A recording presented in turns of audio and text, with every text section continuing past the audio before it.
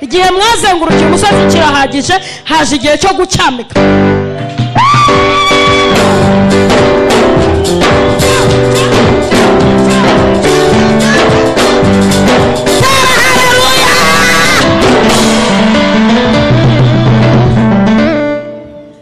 Ukuntu gahunda imeze rero, ndimo ndagereza ku musozo, kandi nimba ari ikintu Uwiteka yampaye amagambo muri aka kanwa ndugu yangu, mfitemo nka stoke shobora kubikura umwaka ugashira mvuga ntahora, ariko ndashaka kuvuga ibi bintu bimaze imisi bikuriho Imana ije guhindura ubusa.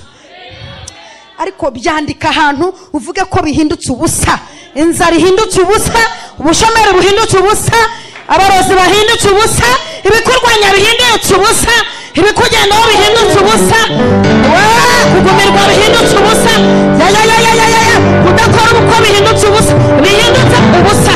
Andika ko bihindutse ubusa. Tera haleluya ebyiri ya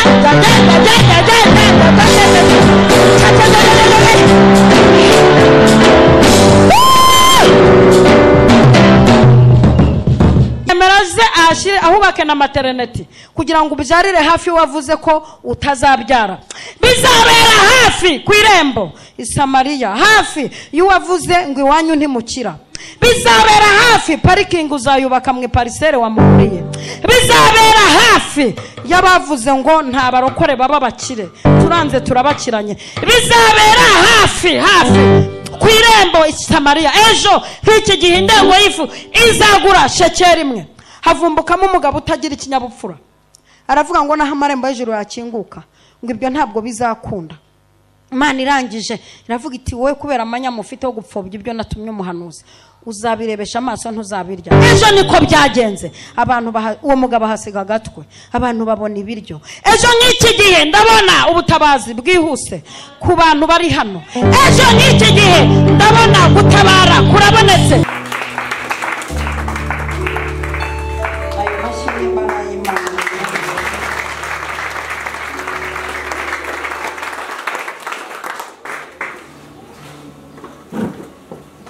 Nitwa Nyirabagenzi Alice, nzwi kuri Mama Lionel, turutse mu gihugu cy'u Rwanda. Ni umubyeyi ufite umugabo n'abana 3, sengera mu itorero rya ADEPR, niho adresse yanjye, ariko nkakora umurimo w'Imana, akora ivugabutumwa mu matorero yose yifuje ko nkorana nayo umurimo w'Imana. Hanyuma nshimira Imana yangejeje hano amahoro, kandi turimo turabona gukora k'Uwiteka mu buryo budasanzwe.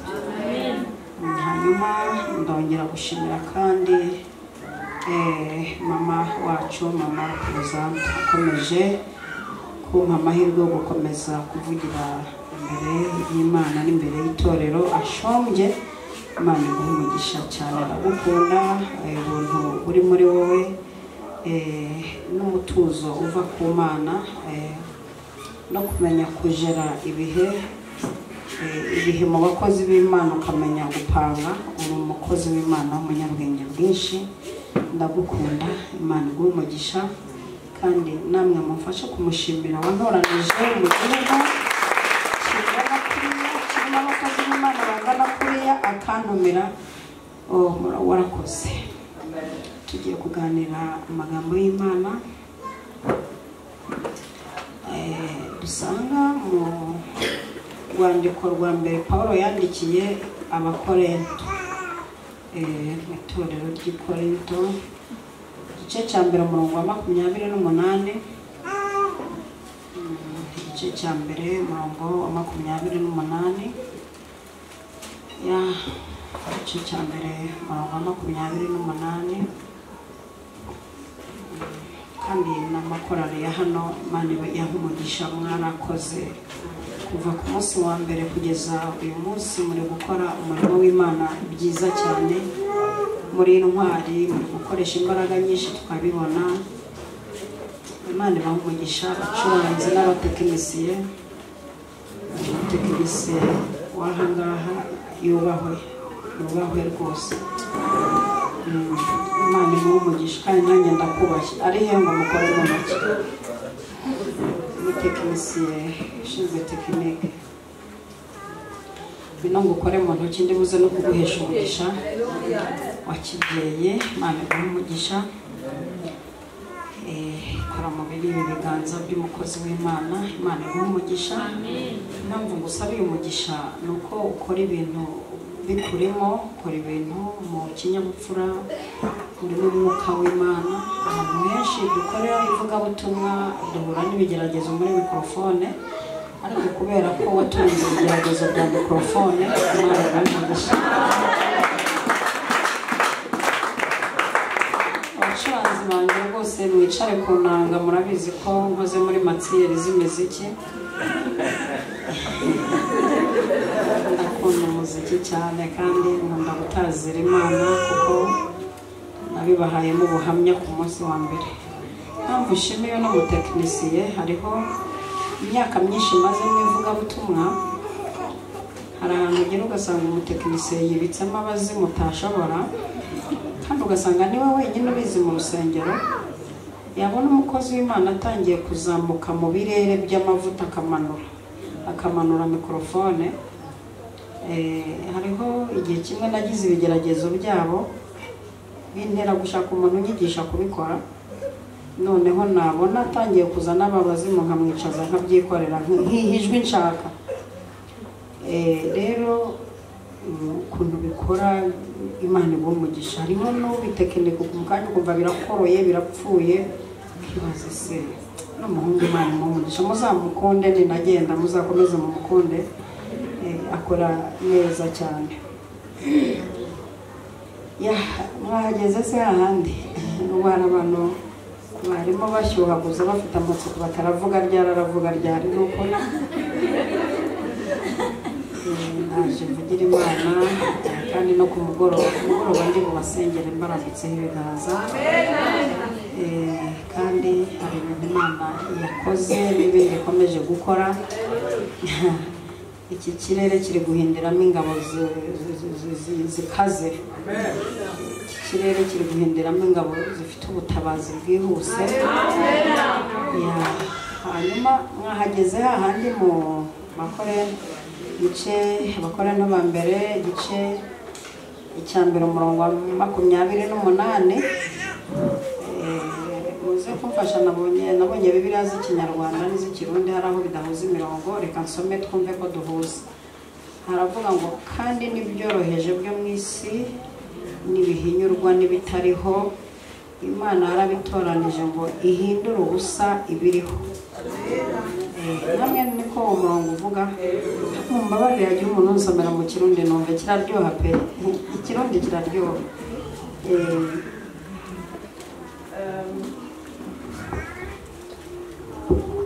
Abikorinto ba mbere igice ca mbere umurongo wa 28 haravuga ngo kandi n'ivyoroshe byo mw'isi n'ibikengerwa mbere n'ibitariho Imana yarabitoranije ngo ititure ibiriho. Amen. Ikirundi cyo kirabivuga neza cyane. Amen. Nyamara je muramubwende gihugu aho kera. Ititure ibiriho. Ikirundi kigira ukuntu gita kigira binini kikabishyira mu mwuka cyane hamwe nkunda. Ikinyarwanda ivuga ngo ihindura ubusa ibiriho.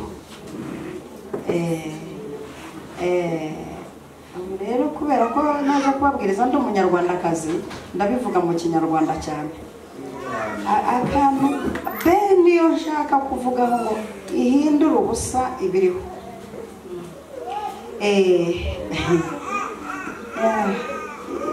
Iri jambo riraryoshye cyane, ihindura ubusa ibiriho. Noneho tugiye kureba ibintu biriho Imana ije muri Babo guhindura ubusa. Turaza kureba ibintu biri mu buzima bwawe biriho bimaze iminsi biriho ariko ngomba guhinduka ubusa. Rero nkunda kwisegura cyane. Imana yampamagaye mu buryo bugoye ariko inkoresha mu buryo nishimira. Yewe buryo Imana inkoresha mo ndabyishimira kuko bibyara umusaruro. Abo twatangiranye nababwiye ko Imana yampamagaye inkuye mu bujura, nibishaga intwaro nijoro ku manywa nkibisha imitwe. Nari umurara, nari umujura, umusuma. Impamagara inkuye ku rumogi, nanyweye urumogi rwinshi.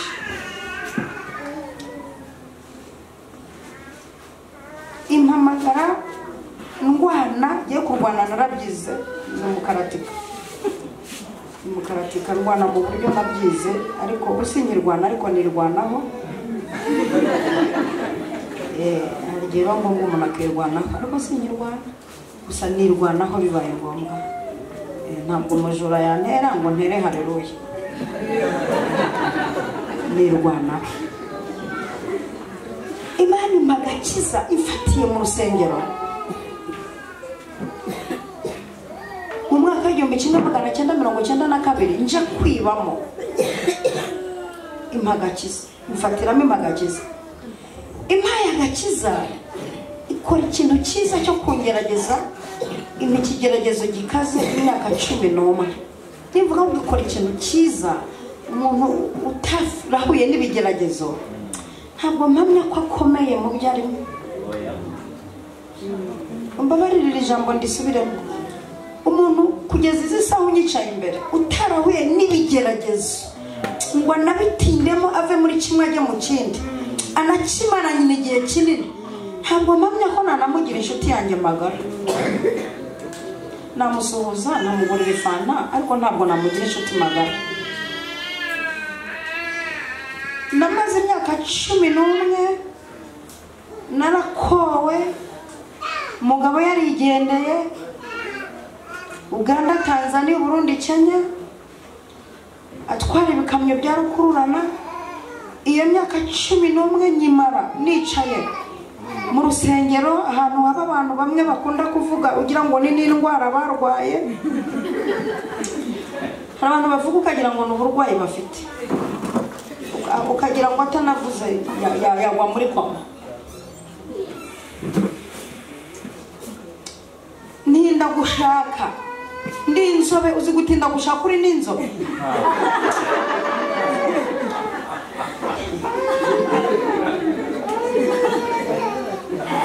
Wenda abandi bo twagira ngo nuko birabura cyangwa badakanura neza. Genda ni inzobe nanakanura neza ariko ninda gushaka nuko mu bintu byangora. Nukumara imyaka 11 narakowe, mba mu rusengero mvuga ubutumwa, ndo umuhanuzi kazi, ndo umudiyakoni kazi, nyobora korari. Ndagakobwa kasigaye mu rugo kabucura, nibanira na mama w'umupfakazi, dushonje, dukennye, inzara turya, tuburara, tutagira icyo kwambara. Aho niho Imana yasanze, irambwira iti mwana wanjye ngiye kukumenyekanisha. Impano zawe tangira kunkoresha. Kubw'amahirwe imyaka 11 ishize, wa mugabo araza dukora ubukwe. Ubu ngubu niwe tubyaranye abo bana 3.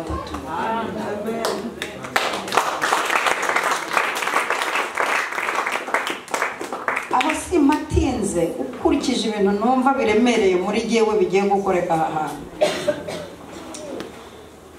Ariko kuba naramaze iyo myaka ngeragezwa ntibyakuyeho kuwiteka tabara. Rero ko umaze imyaka ufite ibintu bigaragara, mu bintu biriho ufite bigaragara n'ibigeragezo birimo. Noneho Imana ivugiye muri iri teraniro ko igiye kubihindura ubusa. Ijambo muraza kuryumva riraryoshye, kuko nubwo ariko cyumweru nategetswe guhanura gutya. Nategetswe guhanura gutya nubwo ariko cyumweru. Ubundi ku cyumweru usanga nyine hari ukuntu tubwiriza nko ku cyumweru, ariko yewe ndo umunyamwuka kuko ibintu Imana ntabwo mbikura i Roma hariya ngo nze nsome inkuru. Ariko nategetswe guhanura guhanurira ibintu biriho ku buzima bwawe muri iyi minsi. Imana yambwiye ko biri buhinduke ubusa. Irashaka guhinduka ubusa. Ibi bintu birahari, nta nubwo ufite kimwe, nijoro n'iryama nabonaga hari umuntu uza agahanagura abantu, nkabona bafite amarira menshi cyane, ariko yahanagura nkabona icyahanaguje ntabwo gitose, ukabona amarira yanayakamura mu kintu ahanaguje, ariko nkabona ntigitose. Ndavuga se yamarira ko nabonaga ari menshi, nabonaga iki gitambaro kitabasha guhanagura n'undi muntu, kandi nkabona iki gitambaro kimwe gihanaguye abantu benshi amarira. Ndabwirwa ngo nubwo ari menshi ariko Uwiteka agiye kuyakuraho mu gihe gito, kandi igihe ntarava kuri ubu butaka hano hari ibintu bigiye kubaho bikomeye, bigiye gutera imitima yanyu guseka. Ntangira mvuga gakeya gake, rimwe na rimwe ukagira ngo nta n'ikintu mfite, niko ntangira nivugira gake ukagira ngo rwose nta kantu karimo, kuri karimo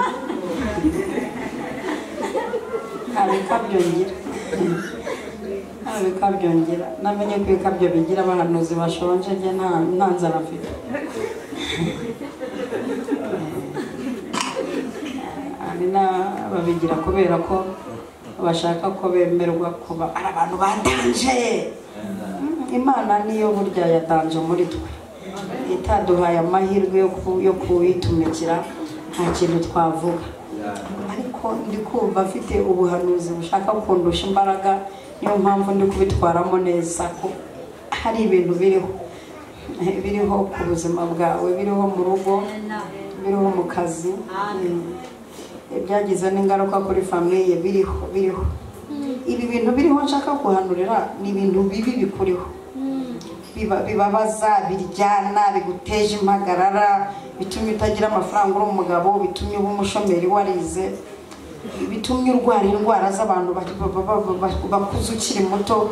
Donc ibi bintu biriho, ibintu byazanywe n'umwanzi, byazanywe n'izindi mbaraga, byazanywe n'abakonikoni. Ngiye mpaguruka mu gihugu cy'u Rwanda, Imana ambwiye ko impaye umwuka wa deliverance. Hari ibintu abantu nje kubwiriza bafite byakubye ikirere cyabo bakaba badakira, bikubye ikirere cyabo bakaba batacyuzura umwuka wera, batakirota, batagihanura.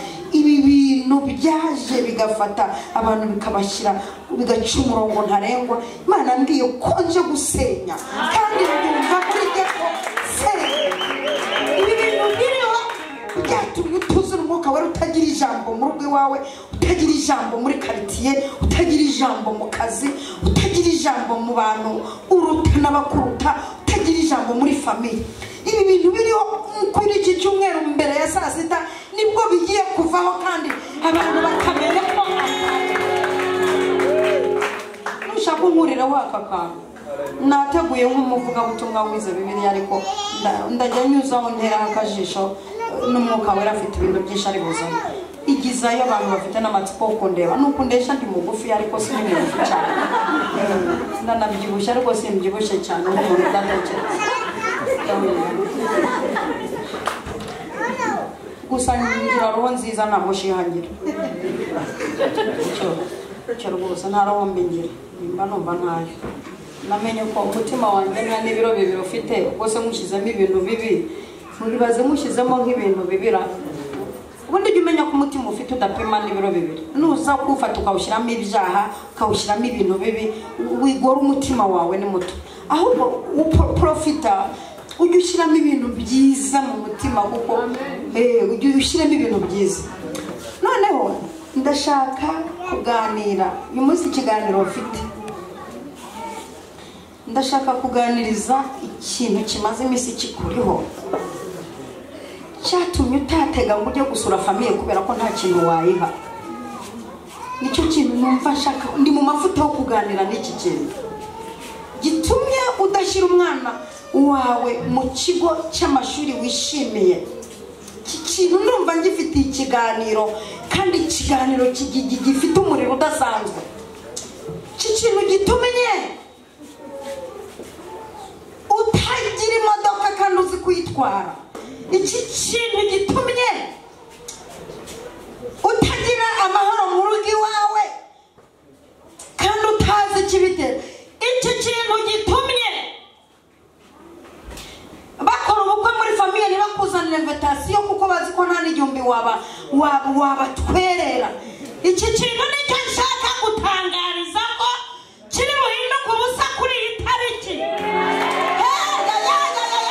Kiri buhinduke ubusa. Mfite itangazo.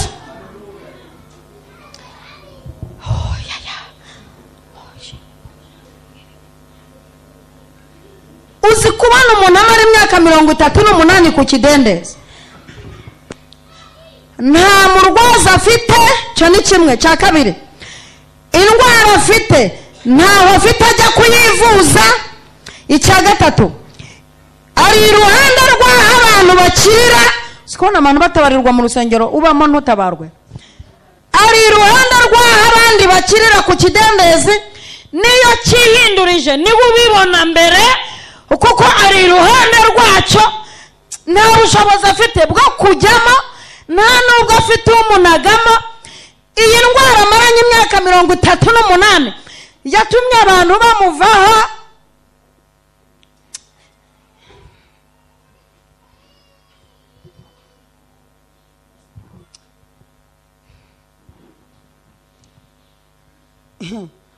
Muri iri teraniro harimo umuntu natumweho, ntabwo ndi kuvuga gusa, bavuyeho. Wabuze, hari n'uwaje hano kugira ngo arebe ko basa yabona aho ajya.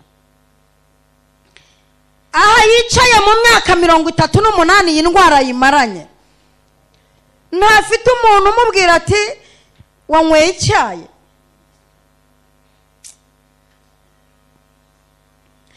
Iyi myaka amaranye ikibazo agezaho nta n'uwamukoresha dushe ngo amwoze, arabangamiwe no kumwumva mu mazuru. Iyi myaka 38 amaze ku kidendezi, nta n'umuntu ukeneye kumwumva. Nyine ni ya ndwara ye. Hari ukuntu abantu bumva nyine ni wa mukobwa wagumiwe udashaka, ni wa wundi ubyara abakobwa, ni wa wundi umwe umaze imyaka myinshi mu bushomeri, ni wa abantu bagahita bagukatira igifungo cya burundu bakumva ni uko nyine. Bakumva nyine ni uko niyo kariti yubamo ni uko nyine. Ngo ikidendezi cyakuhinduriza ngo bakamutangamo. Ariko ngo igihe kiza kugera Yesu ahageze, kandi Yesu agera ahantu nkaho hari ahandi avuye. Yesu agera ku kidendezi hari ahandi hantu avuye, kuko yakijije umwana wo kwa Yayiro. Yazuye umwana wa Yayiro avuye gukiza umugore wari umaze imyaka 12 ava. Donc aza hari ahandi avuye, kuko uyu mwami aradukwira, twese aradukwira.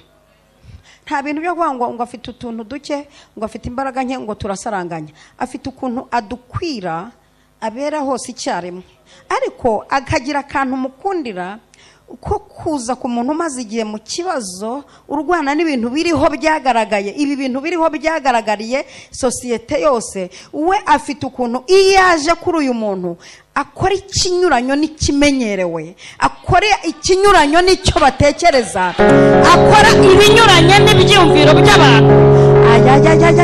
Aha hantu kuko ndashaka kugutwara gake kugira ngo nkugeze ku buhanuzi Imana yampaye kuguhanurira. Ndi kugenda gake kugira ngo wumve neza icyo Imana yashatse kuvuga. Iyo aje kugutabara umaze igihe kinini, kuko mu myaka 11 namaze ntegereje umugabo, sinakoze ubukwe bumeze nk'ubw'abantu bose bakoreye ubukwe aho nabukoze. Nakoze ubukwe bushimishije bwanejeje umutima. N'izisabura cyavugwa, kuko n'abantu babuze bahagarara bakajya bacisha amadirisha y'irusengero kugira ngo babone uko bahagararamo. Urumva biratandukanye. biratandukanye. Kandi iyo wamaze igihe kinini utarya, Imana igiye kuguha iguha ibitandukanye n'iby'abandi. Nuko mayoneze na avoka ibizanira rimwe, inshyushyu na nido ibizanira rimwe. Donc ugasanga ku meza hari ibiryo byinshi bisa. Niko iteye igira ikinyuranyo mu kwambara. Uburo wo wambara n'ure ko ugira wa mbere wa saa sita n'uwa nyuma ya saa sita. Niko ikora izanye ibintu mu gihe kinini wamaze urwana n'ibintu byakugaragayeho, ibintu byakugaragayeho. None iyaje rero abantu bibwira ko ari bugukize nkuko yakijije runaka, ari buguha ibisa nibyo yahaye runaka. Iyo umaze igihe ufata ibintu bitandukanye n'ibintekerereze yawe n'ibisa n'ibya runaka n'umushahara utandukanye n'uwo mwiganye, nuko aje muri iri torero gutanga ibintu bitamenyerewe, bidasa n'iby'abandi, reka ngende gake kuko ndi kwiyumvamo ko nta promoka nonaha mudasara hakiri kare, kuko aho nshaka kujya ntimuragerayo.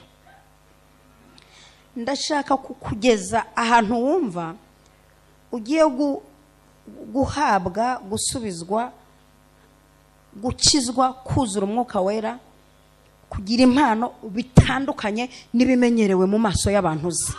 Aho hantu niho nshaka, uyu muhanda niho nshaka ko tujyamo, kuko hari ibintu bimenyerwa, hari ibintu bimenyerwa. Ntimugakunda ibintu bimenyereye. Giye ngiye gusenga sinsaba ibintu bimenyerewe.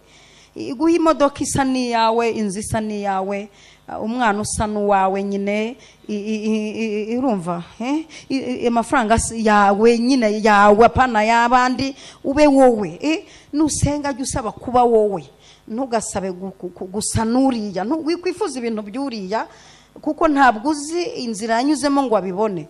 Ifuza ibintu byawe, ube wowe, ugira ibisubizo byawe biri karite umuntu atasanga ahandi, utabarwe mu buryo abandi badatabarwamo. Uyu murwayi ngo mu myaka amaze ku kidendezi, mu bitekerezo bye yumvaga azakira anyuze aho abandi banyura, yumvaga indwara izamuvaho anyuze mu kidendezi, ariko akagira ikibazo atagira uwabwira, ko atagira umujugunyamo cyihindurije, akaba atabasha kwijyanamo. Uyu muntu murumva azakira te? Ngaha ahantu uri sasa, ngaha ahantu umaze igihe uri kuva mu kwezi kwa mbere kugera muri uku kwa 10, uyu mwaka wasaga n'ukubereye impfabusa, ariko hari amahirwe aje byihuse ko ugiye kwakira mu kwezi n'igice ibintu bingana n'ibyo ari kwakira mu mezi 10. Nibyo hara ya tokisharebo kuko ntiyibwiraga ko yakwijyanamo, ntiyarizeye ko yabona umushyiramo. N'imyaka yicaye aho ngaho haranutse, n'ibyo yicayeho byazanye indi sura. Yesu yiyumvamo kujya gukorera ku kidendezi, aravuga ngo uyu munsi tere yanjye iri ku kidendezi, ariyo tariki yaje gukorera hano muri Bagofe. Kandi muricara hano mu ngo zanyu, hari ibintu akora tutararenga, hanyuma saa sita muraza bamwe. Hari abantu bageze kuri 12 bari buze bafite amashimwe, kuko tugiye guhagarara hano akorere aho dukorera imirimo yacu ya buri munsi. Tugiye guhagarara hano hahinduke ibintu birenze kimwe. Yesu ngo yiyumvamo kujya ku kidendezi, aravuga ati umunsi tere yanjye ni ku kidendezi. Ahageze, ariko uyu Yesu rero hari gihe tumuvuga abantu bavuye kwa Muhammad vuba bakabamwitiranya na Muhammad. Umuntu waje hano ndamya ko yemera Yesu. Yesu abagore yo tumuvuga twe dushyiraho n'akantu ko gushaka kujya tunabisirimba, kuko aha hantu mpagaze ntibyari gukunda yataza.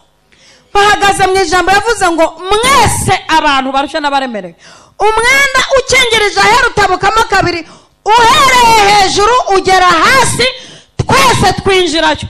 iri ni ryo jambo uyu mugore yaciriyemo indwara yo kuva, aravuga ati yavuze ko ubutware bwe buzaba ku bitugu, ubwo buzaba ku bitugu ndakora ku nshunda z'umwenda we.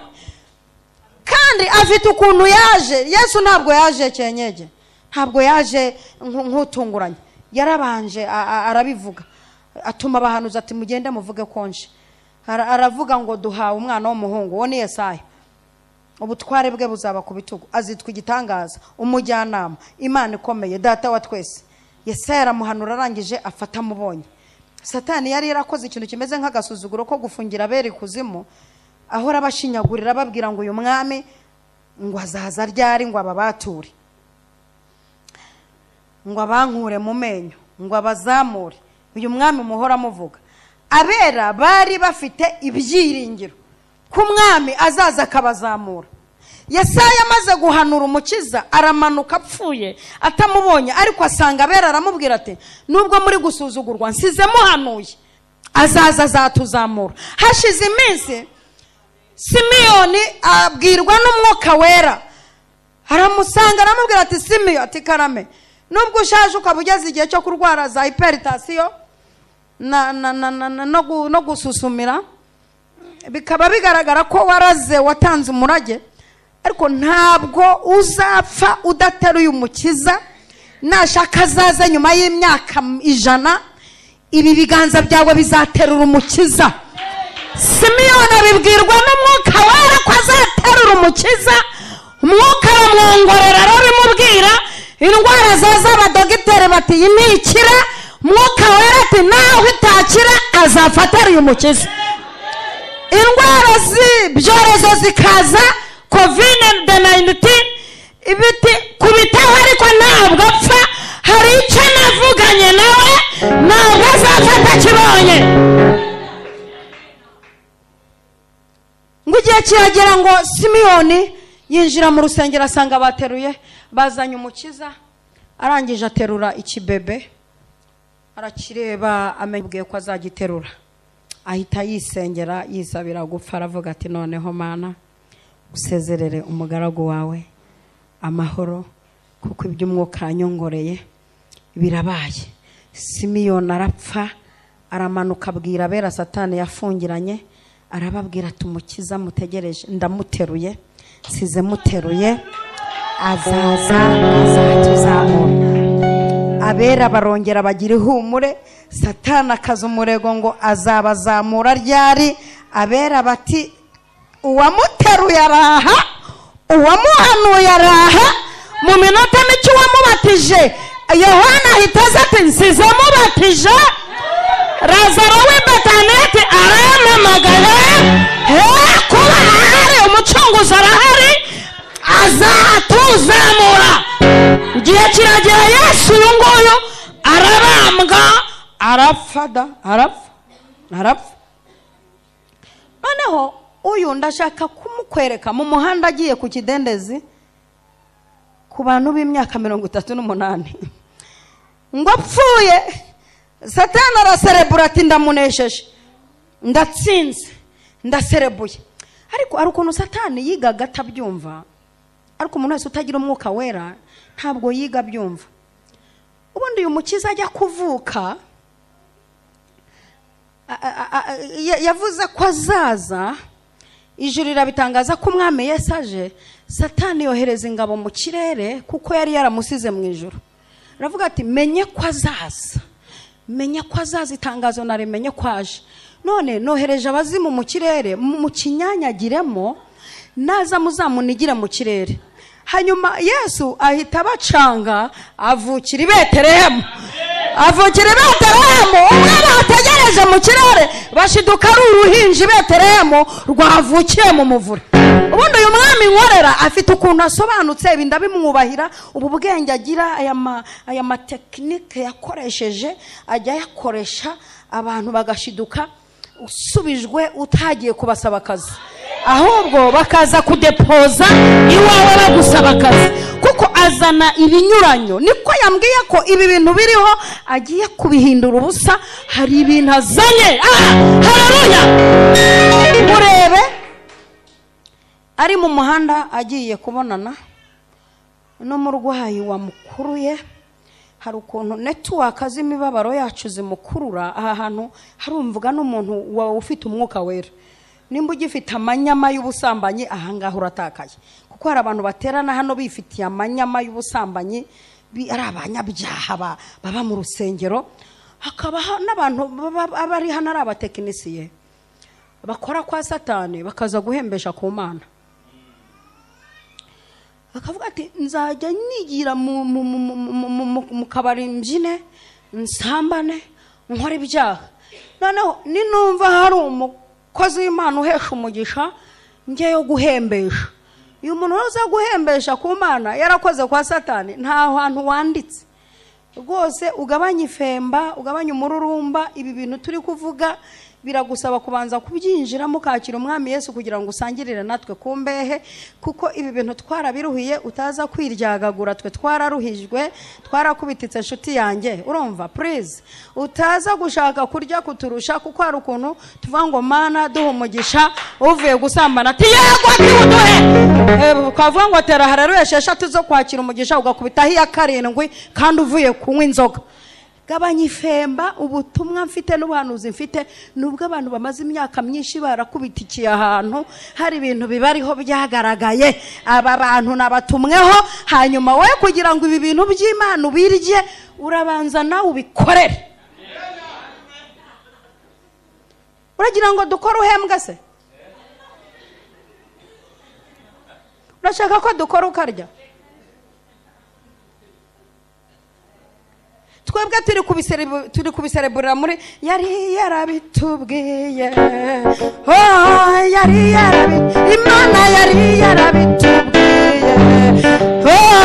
yari yarabitubwiye Imana yari yarabitubwiye haleluya yari yarabitubwiye yari yarabitubwiye Imana yari yarabitubwiye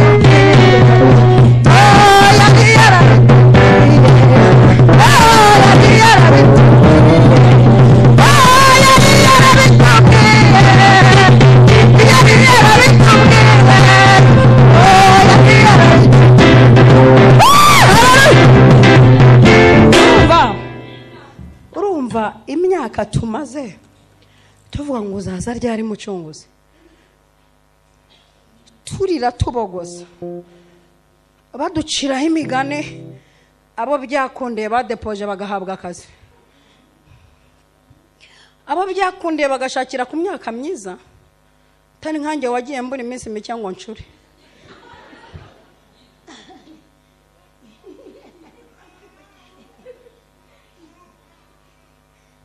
hari abantu babona akazi habura imyaka 3 ngo bahabwe pasiyo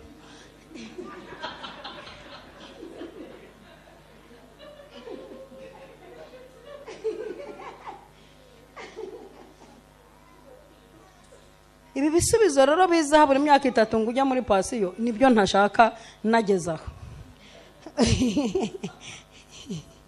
yabaze kubona umugabo ubura imyaka 4 ngo menopause se mu myaka 4 ubwo uzabyara abana bangahe hanyuma rero twe twakubititse uraje akakanya nifemba n'icyo uti ndashaka ibi bisubizo by'abakubititse amvaye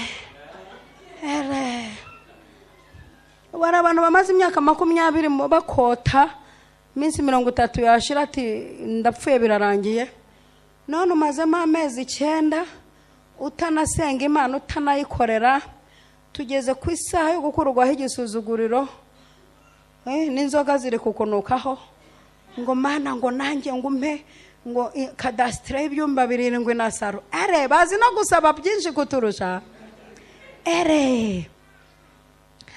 umva ikintu nshaka kuvuga mu bintu Imana yambwiye ni ibi bintu bimaze igihe kuri wowe kugira ngo abantu bamenye ko ibintu bikuriho nuko biba bimaze igihe bo mwiganya bibona aho washatse bakabibona aho musengana bakabibona ibi bintu biba bimaze igihe kuri wowe iyi Mana ije gufata ibintu biriho ikabihindura ubusa avamidi birakorwa avamidi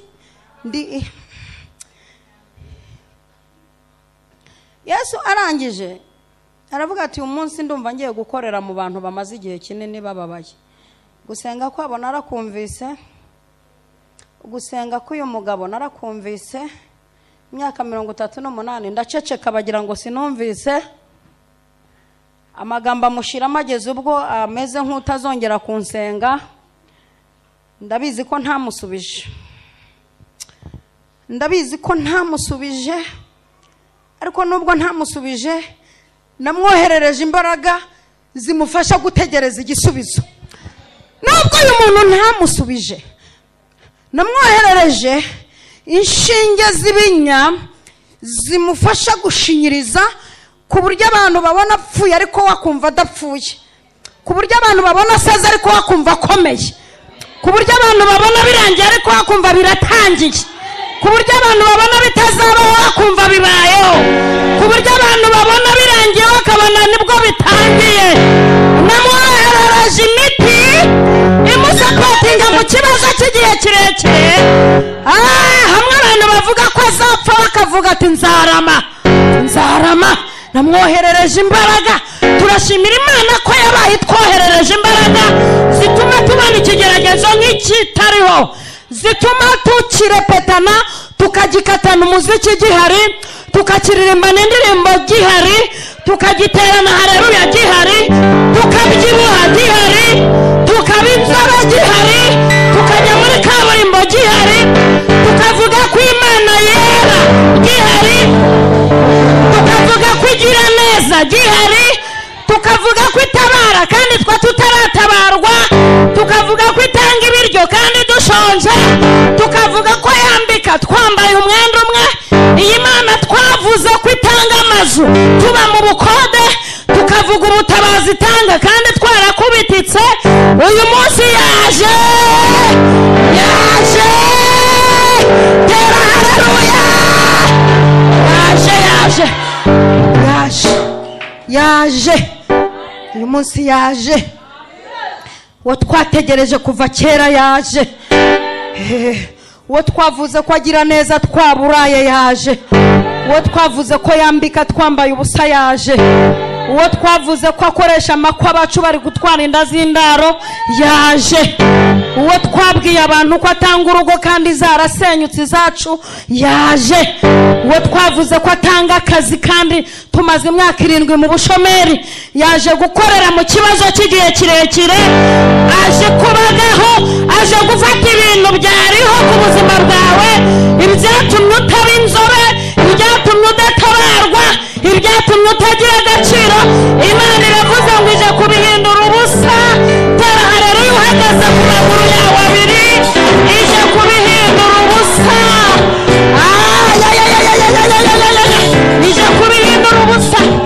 Mana ishimwe, ngera wicare. Ije kubihindura ubusa. Ngo Yesu arangije dusenga muri umuna w'iyo basenga, bazi ko ari bo batabarwa, bazi ko ari bo bumvirwa, bazi ko ari bo byahiriye, ariko iraje. Babyange babyemere, iraje. Ije kuri iki kintu cyaguteye kashi, abantu bose bakabona ko kiriho. Ikintu kiriho ni ikintu kiba cyaratewe kashi. Iyi Mana ije gufata ibintu byariho ikabihindura ubusa. Iraje iwawe, babyange babyemere, mu bana ba dore ugiye kugira ibirori mama, ugiye kugira ibirori, ugiye gushingira kandi ibirori byikurikiranije. Kandi mu bana ugiye gushingira harimo ufite ubwenegihugu bwo muri Canada, ntabwo ari umunyafurika. Bakuvugiyeho baguciraho umugani, bafata ijambo baravuga ngo ni igihomora, bamwita amazina. Ariko uyu mwana niwe ugiye gukiza imiryango, uyu mwana azabazamura, uyu mwana azakomera, uyu mwana azafasha imiryango yose.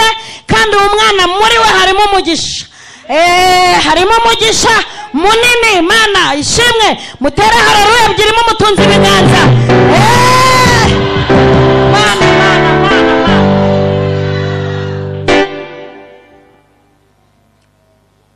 Imana irakoze kuko ije mu bibazo bimaze igihe. Yesu ngo aratambuka aragenda abanza guca ku kidendezi aho Yesita imbaraga zikiza abantu atiriwe ahagera. Ubundi esiterasiyo zo gukiza ntabwo Yesu bigombera kwaza. Yesitara konegisiyo zikiza, azesitara muri ba mamariyoneri, azesitara muri ba ejidabo, azesitara mu bahanuzi baraha, agenda yesitara amakonegisiyo akiza mu bantu. Niyo mpamvu yavuze ati ubugewe gahunda ukuntu imeze ndagiye muzasigara mukora ibyo ntakoze. Kandi arangije mu ijambo Bibiliya ivuga ngo ubwo dukorana nayo tugira imikoranire, hari ibintu tuza gukora ikaza kubishyigikira. Nicyo cyatumye Eliya abwira imvura ati ndagutegetse ntuzongera kugwa kugeza igihe nza bitegekera. Imana ije gusura aho hantu kwa Ahabu mu gihugu irakireba, isanga Eliya yatangaje itangazo ko nta mvura izongera kugwa kugeza igihe azabitegekera. Ijya gusanga Eliya iramubwira iti ibintu wavuze nubwo ntabigutumye ndabikoze kuko turakorana. Imvura ndayihagaritse n'ikime, ahubwo hitucaho uve muri iki gihugu ugenda ujye ku kagezi. Aka kagezi ni jewe uzakubwira igihe uzakaviraho kandi uzakavaho ufite izindi network. Wakore mu network yo gukamya imvura n'ikime, akagezi k'ikereti igenda ukabeho uzakavaho uri mu network yo kumanura umuriro, kuko mbavana mu bwiza mbajyana mu bundi. Network nabashyizemo season form ngo mujye muhora mukora ibintu bimwe. Ni network zikora ibintu byinshi bitandukanye. Muzakiza indwara z'indogano, mukiziza imitwe, muzahesha abantu ibiryo bari bashonje, muzahesha abantu kanani yabo, muzakora imirimo ntakoze. Yesu umva ukuntu atagira ubwoba, aratinyuka asiga avuze iryo jambo ngo muzakora n'ibyo ntakoze. Ngo rero nubona dukorera Imana ukabona hari ibintu bikoretse utigeze ubona, ujye umenya ko Yesu yavuze ko tuzasigara dukora ibyo atakoze.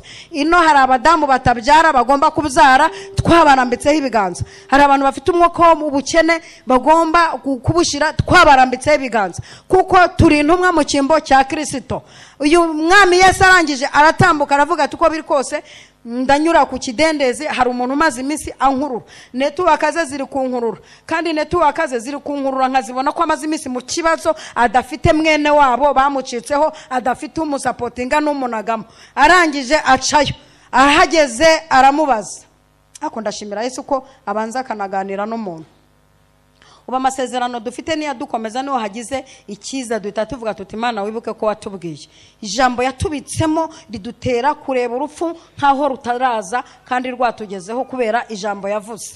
Kandi iri jambo umunsi umwe Mose yaragiye arariburana abwira Imana ati Imana ko uvuze ko ugiye kwica Abisiraheli ukabarangiza, kandi waravugiye hagati y'abapagani n'abatari abapagani ukavuga ngo nzabajyana mbageze mu gihugu cy'amasezerano. None wa Mana umujinya urakuriye ufashe umwanzuro wo kubica. Ndakuzura Uwiteka wabaniga kuko ubushize hari abagabo bakunda akanyama wanize, bavuze ngo bakumbuye akanyama, ubanigisha inuma, ubanigisha inkware, barapfa n'izi saha izo mva handitseho icyapa ko ari imva z'abifuza.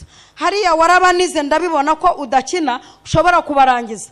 Hashize iminsi mbona n'abandi wasamitse ubutaka urabamira, hahita hazamuka indirimbo za bene Kora, uri Imana yica igakiza. Ibyo mbikuziho, ariko ubwo uvuze ko aba bantu ushobora kubica warahiye. Ariko reka tuganire nk'abantu b'abagabo. Ndi Mose nkorana nawe, kandi ibyo dukoranye birakunda.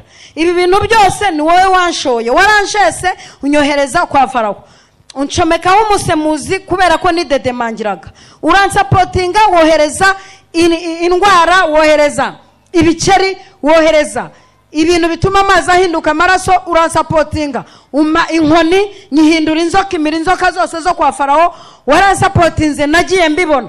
Nubwo bitoroshe n'abantu wamaye kuyobora nabo bamere nabi, bafite amanyama bahora bantesha umutwe ngo dukumbuye amadegede, ngo dukumbuye amakomamanga, ngo dukumbuye amatungurusumu, ngo dukumbuye akanyama. Ndabizi niboroshe n'abagome bifuza ibintu bitagaragara, bashaka kunywera agasoda mu butayu kandi agasoda tuzakanywera i Kanani. Barashaka kwambarira bazi imbere ya Farawo kandi baze tuzazambara tugeze i Kanani. Bafite akajagari ndabyemera baragafite, ariko nubwo bafite akajagari hari ijambo wababitsemo kuzabageza i Kanani. hagarara ku ijambo wababitsemo akajagari uba ukihoreye, ijambo wavugiye hagati muri bo uba ari ryo uhagararaho kuruta akajagari bafite, kuko uri Imana ihagarara ku ijambo wavuze, wihagarara ku kajagari k'aba bantu, hagarara ku ijambo wavuze. Imana irangije aravuga iti kora ahangaha, uri umuntu w'umugabo, niwe muntu wa mbere uvuguruje ibyemezo nari nafashe. Twe tuvuguruza ibyemezo by'Imana, kandi uko niko kuri. Wari ugiye gupfa none se ntabwo turaguhanurira ngo Imana ikweho urupfu? Burya tuba tubivuguruje. Ariko ko nkora mu ntoki kabisa, mba mvumbura amagambo muba mudaheruka kumva. Kuko iyo tuvuze ngo Imana ikuyeho urupfu ruba ruhari, ubwo tuba tuvuguruje ibyemezo by'Imana, turabivuguruza. Kandi kazi kavuga iti ibi bintu mwakoze ndabishyigikiye, mwarebye kure, uyu muntu ndabona azakorera Imana.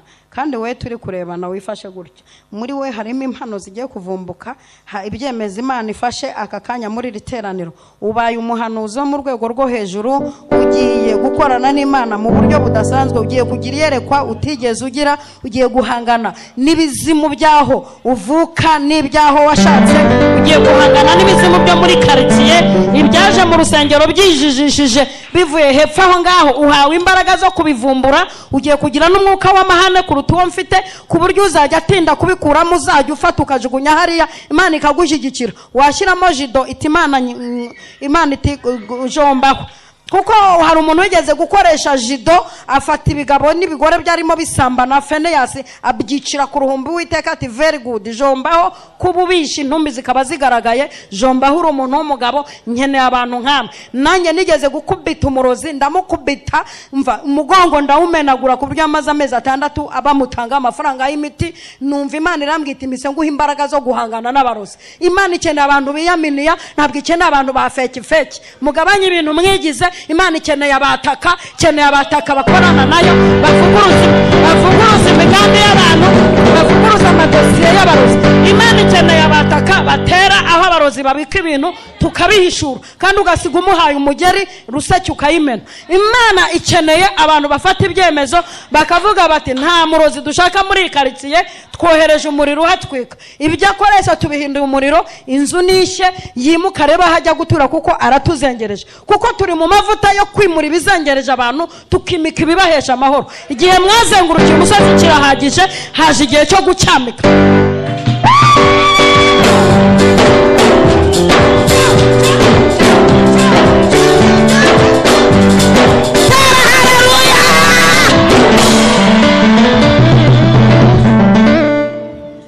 Ukuntu gahunda imeze rero, ndimo ndagereza ku musozo. Kandi nimba ari ikintu Uwiteka yampaye amagambo muri aka kanwa ndugu yangu, mfitemo nka stoke shobora kubikura umwaka ugashira mvuga ntahora. Ariko ndashaka kuvuga ibi bintu bimaze imisi bikuriho, Imana ije guhindura ubusa. Ariko byandika ahantu uvuge ko bihindutse ubusa, inzara ihindutse ubusa, ubushomeri buhindutse ubusa, abarozi bahindutse ubusa, ibikurwanya bihindutse ubusa, ibikugendaho bihindutse ubusa, kugumirwa bihindutse ubusa, kudakora uko bihindutse ubusa, bihindutse ubusa. Andika ko bihindutse ubusa. Tera haleluya ebyiri ya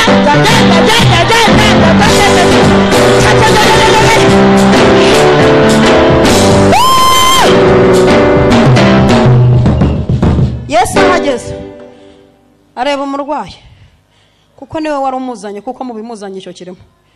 Aramureba aho yicaye haranutse, pozisiyo amaze imisi yicaye mu burwayi bwariyongereye. Ubundi iyo umaze imisi urwaye nta kinini, nta dogiteri, nta gasupu, nta kinyomoro, nta maronji, indwara irushaho kwiyongera. Ahageze ntigeze amubwira ati mwiriwe amakuru ni meza. Yesu yaje amenya ikimuzanye. Nta bintu nk'ibyo by'amatiku mugira byo kwirwa mu mwiriwe amakuru ni meza, muri aho mwiriwe mutabana baraho, abo kwishubira aho, yamfurira aho, mugabo se nawe araho, mukecuru wese araho. Yesu ntabwo ajyaza muri ubwo budode, ntabwo ibyo ngibyo abizamo, kuko arabizi ko baraho. Arangije aramureba aramubaza ati urashaka ko nkugererane? Umva uyu mugabo nawe ukuntu yavuze, aricyo kintu kimbabaza ku muntu umaze igihe mu kigeragezo. avuga ibyo batamubajije. Umwana w'umuswa asubiza ibyo mwarimu atabajije.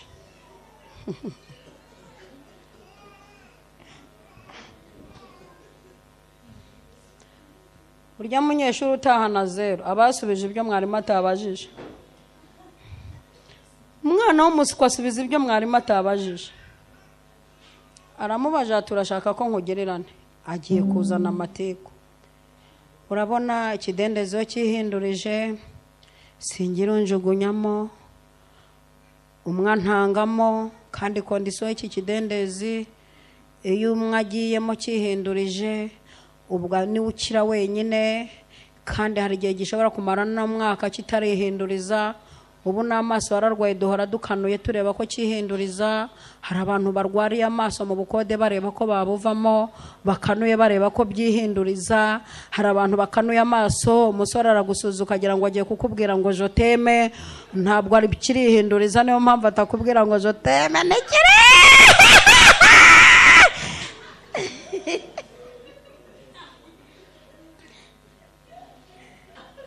Umukene iyo bamusuhuje bakora mu mufuka agira ngo bagiye kumuha amafaranga, ntikirihinduriza. Komeza urya ubusa, kirihinduriza, ntikirihinduriza, ntabwo kirihinduriza. Komeza ukanure.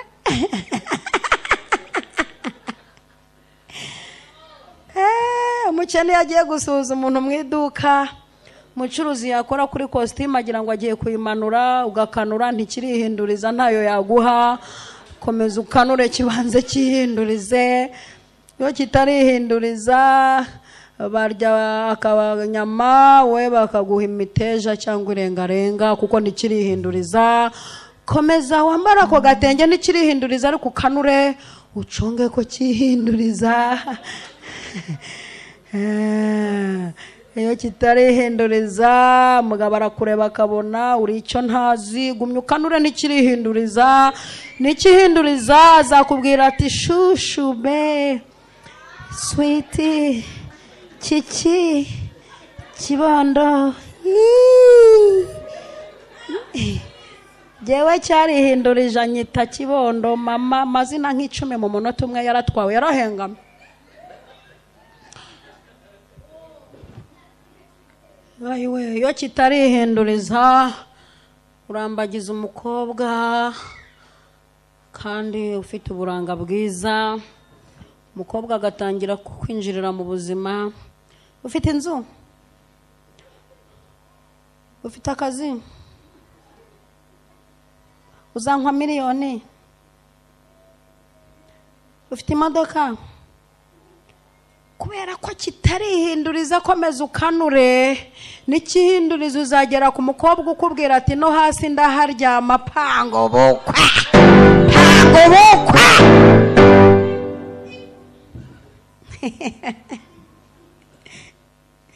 Rindira kihindurize. Iyo kitarihinduriza nta n'umuntu ugutumira kandi uvuga kurusha amamariyoneri. Ikirihinduriza komeza ubwiriza intebe zo muri sari wawe. Ntabwo kirihinduriza.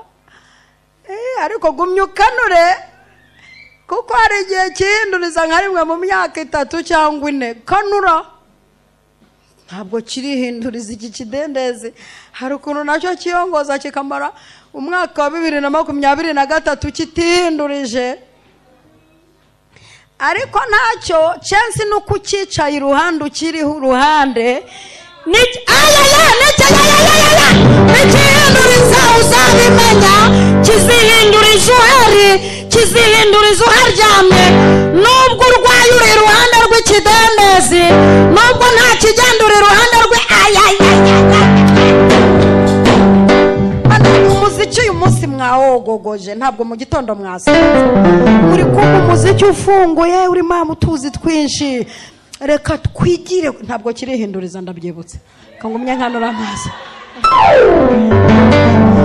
Hanyuma gahunda ukuntu imeze iyo kitarihinduriza, ujyana umwana ku kigo cy'amashuri batishyura mbere. Abo kihindurije bakora n'ikizamini batarishyura. ikidendezi ntikirihinduriza. Iyo kitarihinduriza uhembwa umushahara ugataha uguze itike, naho wagujije amafaranga umushahara agera kuri konti icyuma kiti ba wari ideni ntabwo uhembwa. Ariko nikihinduriza uzajya uhembwa umushahara ugeze ku yindi tariki utarashira. Iki kidendezi nikihindurize, ariko nawe kitakwihinduriza, dore inzira Uwiteka yakuzaniye ntabwo uri bunyure mu kidendezi kuko kiri gutinda kwihinduriza. Dore Uwiteka yazanye ubutabazi butaruka kunyura mu kidendezi. Mana we, iri jambo mfasha n'abarangirira neza iri jambo baryumve. Inzira uzanye ntabwo ari izo guca mu kidendezi kuko cyatinze kwihinduriza. abagutanzemo bamaze kubaka ama etaje, bafite amazu, bafite imishahara. Ntabwo Imana ishaka kukunyuzaho banyuze hato batazagira ibintu bisa n'ibyo ufite. Uwiteka kubwiye nonaha ngo ikorere uburiri bwawe wigendere. Ikorere gabanya amagambo, wikorere uburiri wigendere. Amasengesho si ngombwa nahageze amasengesho si ngombwa. Izo raporo uri gutanga ngo iyo kihindurije umwantangamo, nahageze izo raporo si ngombwa. Nahageze raporo y'amasengesho wasengeye mu butayu iminsi 3 si ngombwa. Nigereye ku kidendezi izo raporo z'uko ufanye diplome si ngombwa. Ahubwo gahunda ukuntu imeze, uragenda kandi uburiri bwawe ntubusiga hano, ubwikorere wigendere. Abantu bose bazamenya ko wahuye nanjye, kandi uce ahantu hose uzi hari abanyamatiku n'abanyamazima. Iyo ngiye gusura wambyaye ndiyeranje nkagera mu mujyi wa Butare, nkatega imodoka nkabwira umushoferi ntigirayo, nkicara kuri vola, nkagenda mvuza amahoni nta n'umuntu uri mu nzira, kugira ngo bamenye ko watanyuze mu kidendezi ahageze.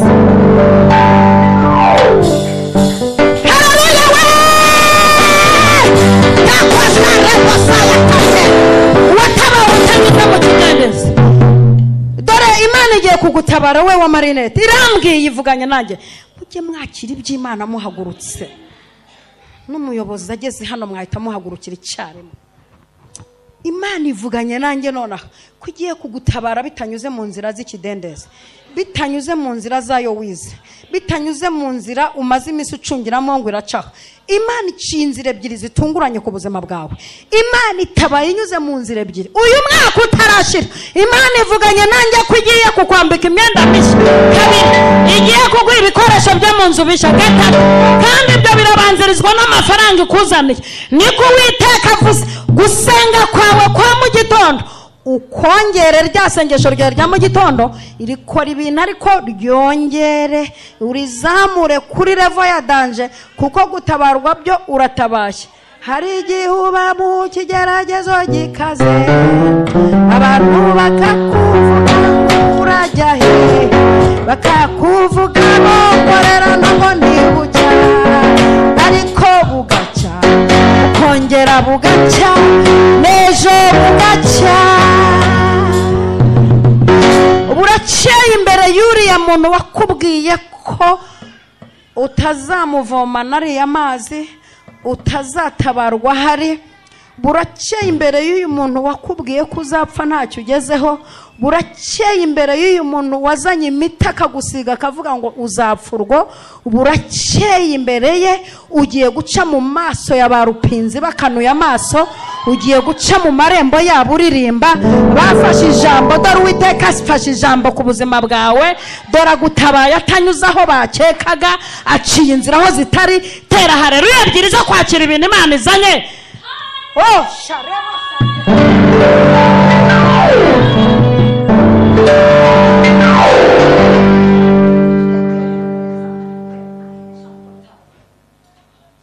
takoshire bose.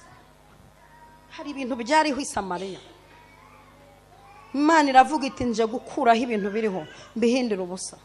Hateye inzara i Samariya, abagore batangira kurya abana babyaye mu gihugu cy'i Samariya. Abakire batangira kurya amahurunguru y'inuma. Inzara ibinzara, abantu batangira gutuka Imana. Ariko Imana itegura itariki yo guhindura ibintu byariho, kubihindura ubusa. Ihagurutse Elisa. Elisa arazamuka i Samariya, akandagiye ku butaka bw'i Samariya atangira kuzura umwuka wera, atangira gufashwa, ati terebo, ati nimwumve, ati Uwiteka ntegurira igisirimba aho ngaho mu kanya, ati Uwiteka aravuze ngo ejo nk'iki gihe indengo y'ifu izagura shekeri imwe, kandi bizabera ku irembo i Samariya aho umukene ahagera adateze, bizabera ku irembo i Samariya aho n'umukene azabibona ku buntu, bizabera hafi aho umukene azabibonera mu maso y'abamupinga, bizabera hafi y'uwavuze ko uzabimbwa, bizabera hafi y'uwavuze ngo ntiwashaka ngo iwanyu mushaka mutinze, bizabera hafi umuntu azemera ashire ahubake na maternity kugira ngo ubyarire hafi y'uwavuze ko utazabyara, bizabera hafi ku irembo i Samariya hafi y'uwavuze ngo iwanyu ntimukira, bizabera hafi parikingi uzayubaka mu parisere wamuguriye, bizabera hafi y'abavuze ngo nta barokore baba bakire turanze turabakiranye, bizabera hafi ku irembo i Samariya ejo nk'iki gihe indengo y'ifu izagura shekeri imwe. Havumbukamo umugabo utagira ikinyabupfura aravuga ngo naho amarembo y'ijuru yakinguka ngo ibyo ntabwo bizakunda.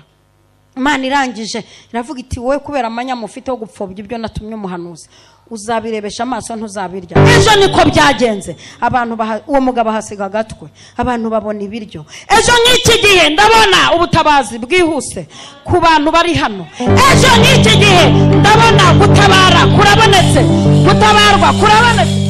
Ejo nk'iki gihe hari abantu bagiye kwakira telefone z'umugisha. Ejo nk'iki gihe hari abantu bagiye guhamagarwa. Ejo nk'iki gihe hari atayero otakasha tetoke. Ejo nk'iki gihe hari abantu bagiye kongera kubona agaciro. Ejo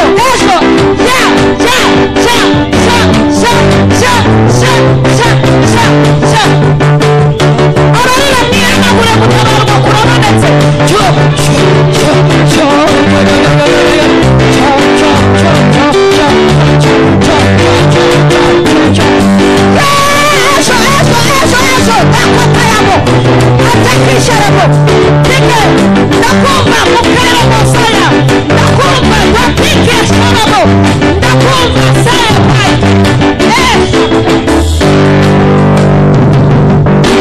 Wowe wiyambariye ibitenge n'imisatsi imeze itya, haguruka nkubwire icyejo Uwiteka azakora.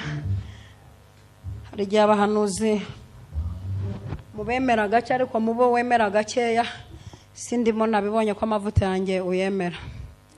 Hari ideni rikuzengereje Uwiteka yishyuye, kandi ejo telefone yawe izakira umugisha mbere ya 9:00.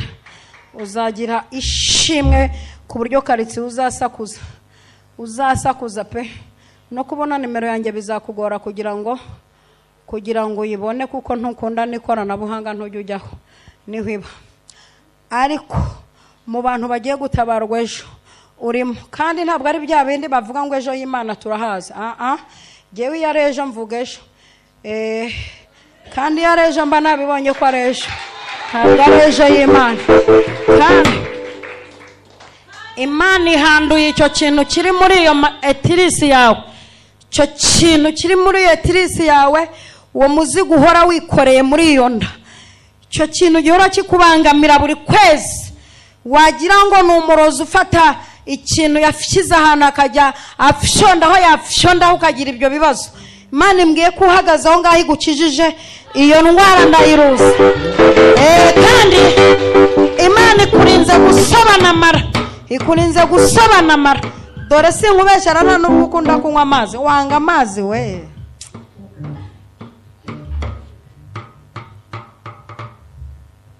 Ndakubeshyera rwose, wikundira kwinywera kandi kantu gacyayi wagahirika, akaji wagahirika, ariko wanga amazi, ntabwo ukunda kunywa amazi. Ndakurondoye pe.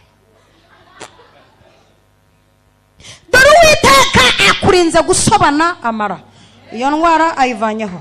Uko kuntu ubyuka mu gitondo ukumva hari ibintu bimeze nk'ibyavuye mu mwanya wabyo, ukumva wabisubiyemo, na atake y'amara. Uwiteka gukirije muri iki giterane utaye posaya. Arakoze. Kandi uyu mwuka uri wawe w'intonganya w'intunganya wawe haba umunabi haba umwaga kugira ngo murenze amarembo mwinjira hari nk'umuzimu babwira ngo mwese mushihagurane haba umwaga mukumva muguwe nabi ugashiduka ubwiye nabo mu bantu ugashiduka ubwiye naba bo mu bana nyuma ukasanga ntuzi impamvu ibitera ni umwuka bohereye Uwiteka kubuye none ahaduhagaze ahangaha abihinduye ubusa ibyari biriho bihinduye ubusa haleluya cyane abihinduye ubusa wowe witangiriye itama haguruka nkubwire uko Uwiteka ambwiye nawe hari ibintu Uwiteka aje guhindura ubusa uhaguruka mu masaha ngahe hari ibintu Uwiteka aje guhindura ubusa wowe ufite n'ibikomere by'abahanuzi ufite n'ibikomere by'abahanuzi kandi reka bagukomeretse ne mugiye kuko ukunda kubanariza hari ukuntu wanariza umuhanuzi utazi udafite n'umwuka wera wo kubishobora ubundi bisaba ko barageze kuri level yo kugenzura imyuka ni impano Uwiteka atanga igenzura imyuka iyo utayifite jya wirinda kwanariza umuhanuzi kuko hari abantu bigeze kurya banariza Mose baramunegura Uwiteka itabatera gusesa ibibembe ariko mu makenga ufite mu rundi ruhande ndashyigikira nuko uteye no mu ishuri wajyaga ujya gutanga urupapuro rw'amanota wabanje kugenzura ko wabikoze byose ukanarutanga nyuma y'abandi kandi wasoje mbere y'abandi nuko mu ishuri wari umeze urupapuro ukarutanga nyuma y'abandi kandi warangije mbere y'abandi ubundi ukagira umwuka wo kwihagararaho waba wanafashijwe umuntu ntabimenye ukihagara ubundi wari ukwiye kuba umusirikare cyangwa umupolisi sinzi icyo ukora ukagira umwuka wo kwihagararaho ku buryo wanaburara kuri abiri yawe ntagire ugucisha mu ijisho ako kantu ndanakakubahiye nta mbega urimenya nta muntu ukeneye guteraho imbabazi uzitera ku Mana nuko uteye ariko iyo miterere yawe Uwiteka agiye kuyikoreramo agiye kuguha ibintu bizajya byivuga kuko ntukunda no kuvuga uraceceka nimba ari umuntu uceceka ku isi uri uwa mbere Imana igiye kuguhera ibisubizo muri iri teraniro bizajya byivuga utiriwe uvuga kandi nabona Uwiteka aguhaye amavuta yo gutabara abandi kandi uzahere kuri bene wanyu kuko barya bigoye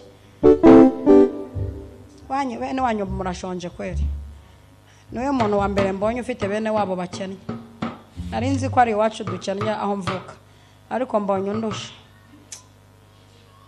Uwiteka guhaye ubutabazi muri iri teraniro bene wanyu bazabimenya mbere ko utabariwe muri iri teraniro kandi ikindi utanga muri gahunda utanga wabanje kubyigaho ugira amanarize menshi amanarize ugira rimwe na rimwe ajya nagora abantu nanjye yangoye ndi umunyamwuka ariko 10 n'amaturo bishyitse ujye ufungira Imana ituro rishyitse kandi reka nkubwire mbisubiyemo ujye uha Imana amaturo ubundi nusenga bikanga jya utura cyane nge mbigisha n'akantu k'ubwenge dore ndakuze nushoramo amasengesho ukabona ntusubizwa ushoramo amaturo menshi kera sinari nzi gutura nabimenye ku musozi Bugande Imana irambwira ngo taha ndagusubije kandi ujye untura amaturo menshi yeyo ntafite gahunda yo gutura amaturo mfumbatishije ikiganza ngo numve kirenda guturika ndabireka nkunda gutura Imana ibintu byinshi niko nteye Imana irabiguhaye kandi Imana ikuvuye izo mbavu iki kintu reka nze ngikoreho kanze nkimene ntumutunga kamera muhungu kamera ikomeze irebe hano mu butwari Imana yamaye n'ubushobozi ndakuraho iki kitaye iki kibyimba izi nyama zabyimbyemo hano ndakubita hasi izi mbaraga repaya sayideke rekura rekutwara imodoka rekura agiye gutunga amafaranga kuri banki rekura agiye gutunga imiryango rekura agiye kurihira amashuri bene wabo rekura mu izina rya Yesu Kristo amina tera haleluya cyane numve we ongera haleluya ebyiri nziza ejo Uwiteka yavuganye nawe arongera avuganye nawe ngo akira imbaraga z'umwuka wera akira imbaraga z'umwuka wera giye kuvuga mu ndimi nshya kandi ugiye gukorera Imana mu rwego rwo hejuru. Ugiye kujya ucuranga uri muri izi mbaraga z'Umwuka Wera. Abanyamibabaro wishime, abarwayi bakire, waje afite intimba yibagirwe. Uwiteka guha amavuta yo gucuranga imyuka mibi iri mu bantu igahunga, niko Uwiteka avuze. Kandi Uwiteka arakwaguye mu buryo bw'imibereho, aguhaye ubutunzi kandi aguhaye kwaguka ukomeye no mu gakiza. Kandi wongera ibihe byo gusenga, cyane cyane amasengesho ya saa 9 z'ijoro. Ujye ubyuka untabaze, icyo uzasaba cyose nzagikora. Niko Uwiteka Nyiringa bavuze mu mumpera amashyi ni mu cyane. Tugeze ku musozo tugiye gusenga mukanya ku mugoroba. Batubabariye batangira kare kuko ndumva shaka gusengera abantu. Hari indwara ziri bukirire muri uyu mugoroba, hari ibisubizo biri buhure n'abanyabibazo, hari inzandiko ziri bucagagurike, hari amarembo ari bufunguke, hari indwara za kera n'iza vuba ziri bukire, hari ibintu Uwiteka ashaka guhuza n'abantu basengera muri iri torero, hari imbaraga z'Umwuka Wera Uwiteka aza kurekura abantu bagahanura, abantu bakuzura Umwuka Wera, abantu bagiye kuba bavuga butumwa. Pasiteri mugiye gutungurwa n'abavuga butumwa benshi muri iri torero. Uwiteka yahagurukije umutwe w'abavuga butumwa bafite icyanditswe, bafite ijambo. Uwiteka yahagurukije abahanuzi bahanura bugaca bisohora. Uwiteka aremye igicanira aha hantu, ashyize ububyutse bunini aha hantu. Abantu bagiye kujya baririmba indwara zikira mu bantu, abantu bagiye kujya avuga iminota 10 itarashira indwara zive mu bantu. Abantu bagiye kugira ijwi ry'impuruza, ijwi ry'impuruza. Reka ndivuge, ni ukuvuga umuntu uri muri izi ngo akaza guterana. Ijwi ry'impuruza ribaye ahangaha muri uru rusengero. Ni ukuvuga uri hano agatelefone, uri kure agatelefone undi, bakaza aha hantu. Ijwi ry'impuruza rirabaye muri iri torero. Haleluya! Haguruka dusenge, dukoresha umwanya kuko nkunda gukoresha umwanya. Turaza gukoresha amasaha menshi ku mugoroba, ariko ura muntu wambaye ishati ya karokaro irimo orange na n'umweru wime kuduhagaze, ndatuye ngo Uwiteka ahagarare mu byanyu. Uwiteka akureho ibintu byari bigiye kugukoza isoni, bikurweho. Ibintu byariho ku buzima bwawe byari bigiye gutuma usenya, bikurweho mu izina rya Yesu. Ibintu byari ku buzima bwawe bagusize byari bigiye gutuma wirukanwa ku kazi, bihindutse ubusa mu izina rya Yesu. Ibintu byariho byatuma kugira icyangiro kandi uri mwiza, Uwiteka bihinduye ubusa mu izina rya Yesu Kristo. Ndagira ngo ninginga abantu mwese muhagaze muri iri teraniro. Hano haba harimo umuntu utarakira umwami Yesu, harimo umuntu utarabatizwa mu mazi menshi, harimo umuntu wari waraguye wari warakijijwe nyuma agasubira inyuma akagwa. Abo bantu mvuze nimba barimo, muduze ikiganza hejuru mbasengera Uwiteka yongere akora ibintu bikomeye ku buzima bwanyu. Mukomere Imana amashyi, mukomere Imana amashyi. Ndakwinginze tambuka uze hano, tambuka uze hano, tambuka uze hano. Nimugire ikibazo ntabwo kamera ibafata. Hari umwanya tugeramo akaba bizi ko atari bufate abantu. Turabizi ko hari abantu baza gusenga batabibwiye abo babana, bikabagiraho ingaruka. Jewe ndumuvuga butumwa Imana ahaye ubwenge. Karibu kwa Yesu, karibu kwa Yesu, karibu kwa Yesu. Musigayemo muze muprofite aya mahirwe aza rimwe mu buzima. Aya mahirwe yo kwihanaza rimwe mu buzima nta ujya yakeresha. Waraguye nta gakiza ufite, nturabatizwa mu mazi menshi.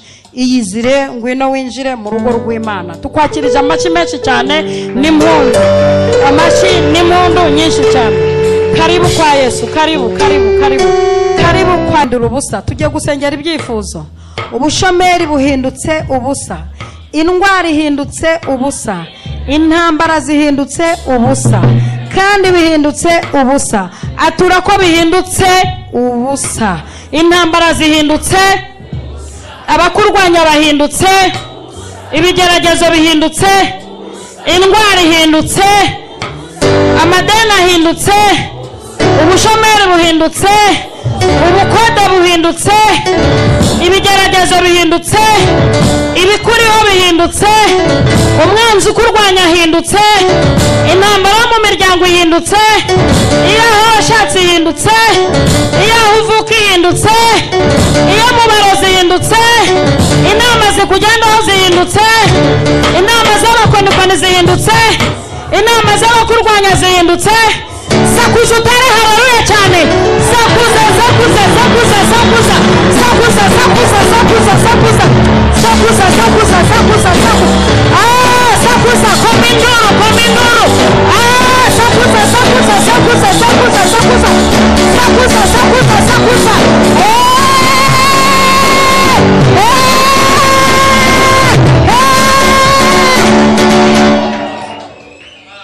habwo ndabumva. Ntabwo ibi bintu wabiserebura uhagaze. Ibintu bihindutse ubusa ku buzima bwawe byari bikuriho, Imana ihinduye ubusa ibyari bikuriho. Ntabwo wabiserebura uhagaze. Tugiye gukoma urusaku kandi tubuja tubyina tubuja duye bigukundira.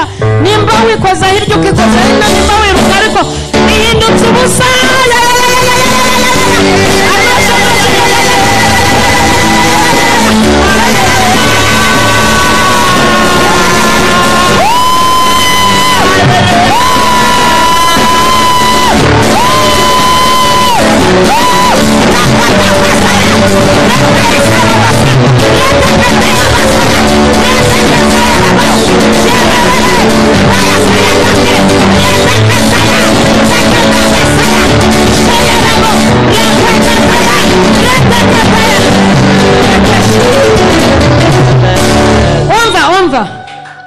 Umva hari inkike tutararitura zigiye kurituka mu minota 3. Hari ibintu tugiye gusenya, hari inkambi tugiye kwimura, hari bariyeri tugiye gutwika, hari ibyicaro tugiye guhirika, hari inyubako tugiye gusenya. Tugiye kuvuga ngo ibikurwanya biturutse hariya, ibikurwanya biturutse hariya bihindutse ubusa. Tera haleluya urusaku ureba hariya, ibituruka hariya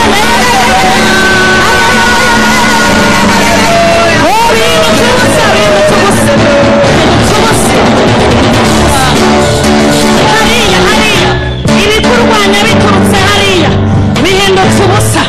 Ibikurwanya biturutse hariya turukomye induru dukomye induru dukomye induru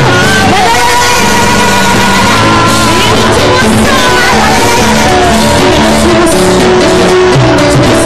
Twagiye hariya hariya ibikurwanya biturutse hariya, Imana iravuze ngo bihindutse ubusa.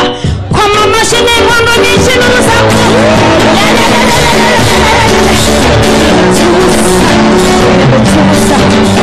Twagiye hariya ibikurwanya bituruka hariya, kandi uku kwizera kuri gusenya. Ndi kubona ibintu biri gusenyuka, ndi kubona ukwizera kwatangiye gukora. Imana yatangiye gukora, Imana yatangiye gusenya, Imana yatangiye kubihindura ubusa. Tera haleluya n'urusaku rwinshi cyane.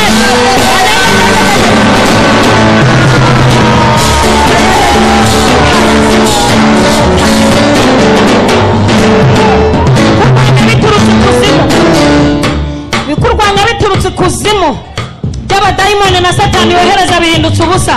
Tera haleluya yo gukoma induru. Bihindutse ubusa, bihindutse ubusa, bihindutse ubusa, bihindutse ubusa. Twagiye hariya guhangana n'abantu b'ubuperesi, abadayimoni b'ubuperesi batangira ibisubizo byawe. Imana iravuze ngo bahindutse ubusa. Tera haleluya n'urusaku rwinshi cyane. Bihindutse ubusa, bihindutse ubusa, bihindutse ubusa, bihindutse ubusa.